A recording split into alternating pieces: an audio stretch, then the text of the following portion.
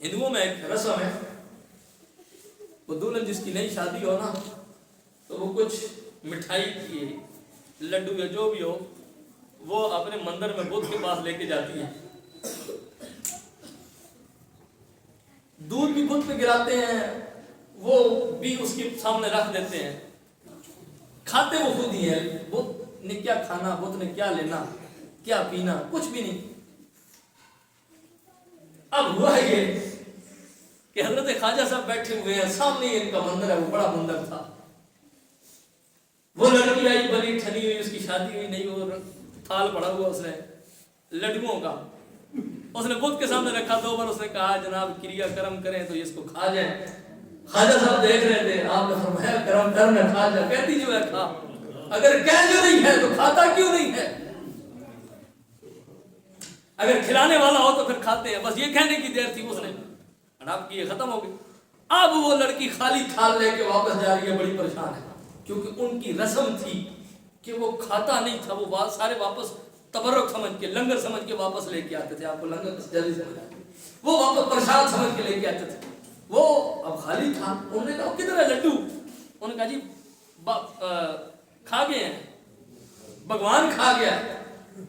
انہوں نے کہا بھگوان نہیں کھاتا، ہماری ساس بولنے لگی، انہوں نے کہا میری شادی ہوئی ہے، میں بھی اسی کے پاس گئی تھی، نہیں کھائے، میرے نہیں کھائے تیرے کھا گیا ہے، میری بیٹی کی شادی ہوئی وہ لے کے گئی، اس کے نہیں کھائے تیرے کھا گیا ہے، یہ تیری بڑی جٹھانی ہے، اس کی شادی ہوئی، اس کے نہیں کھائے تیرے کھا گیا ہے۔ اب وہ لڑکی کیا کہے کہ ان کو کسی معین الدین نے کہا جو نہیں ہے کہ کھا، اور آج میری باری ایک معین الدین بول جو گیا ہے کہ کھا۔ تو اس لڑکی نے کہا میں خدا کی قسم، بھگوان کی قسم اٹھاتی ہوں کہ وہ کھا گیا ہے۔ انہوں نے کہا ہم نہیں مانتے۔ اصل میں مسئلہ یہ تھا کہ انہوں نے کہا جی کہ یہ خود ہی آگے پیچھے کر رہی ہے، یہ کوئی اچھے خاندان کی معلوم نہیں ہوتی، یہ کوئی امیر کبیر خاندان کی نہیں لگتی، کوئی نسلی اصلی نہیں لگتی، اس کا معاملہ کوئی گڑبڑ ہے۔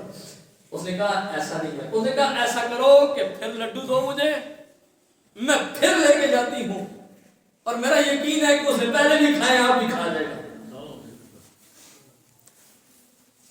اب وہ آئی دوبارہ، اس نے رکھے، ساروں کو ساتھ لے گا، اب تم بھی دیکھو، تم کہتے نہیں کھاتا، اب رکھے۔ بابا صاحب اپنی توجہ میں لگ گئے، وہ تو اس طرف ویسے دیکھا تو کہا کہ کھا لے جو کھلا جو رہی ہے، اب وہ اپنی توجہ میں لگی ہوئے ہیں، وہ اس کو سامنے رکھ دیے۔ ایک بار کہا کھا لے، وہ نہیں کھاتا، دوسری بار کہا کھا لے، نہیں کھاتا۔ حضور خواجہ معین الدین چشتی میری آپ اپنے رنگ میں لگے ہوئے، تیسری بار کہا وہ نہیں کھاتا۔ آخر میں اس لڑکی نے ہاتھ جوڑ کے کہا جس بابے نے پہلے کہا تھا نا، جس کے کہنے پہ پہلے کھا لیے تھے، اسی بابے کا واسطہ ہے، میری عزت رکھ، کھا لے، بس اتنا کہنے کی دیر تھی۔ وہ پھر کھا گیا۔